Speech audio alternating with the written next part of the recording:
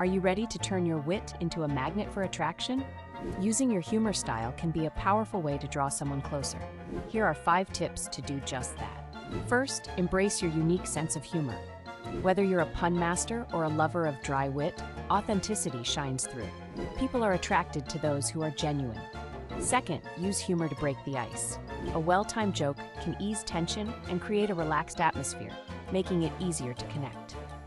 Third, playful teasing can spark chemistry. Lighthearted banter can show your interest, but remember to keep it respectful. The goal is fun, not discomfort. Fourth, share funny stories. Relatable experiences can forge deeper connections. When you share laughter over past mishaps, it establishes intimacy. Finally, create a fun environment. Use humor to uplift the mood during dates. Laughter can be contagious, and if you can make them smile, you're halfway there. By embracing your humor style, you can create lasting impressions that attract your crush. So, laugh freely and let your charm shine through. Your unique humor could be the key to someone's heart, so go ahead and unleash it.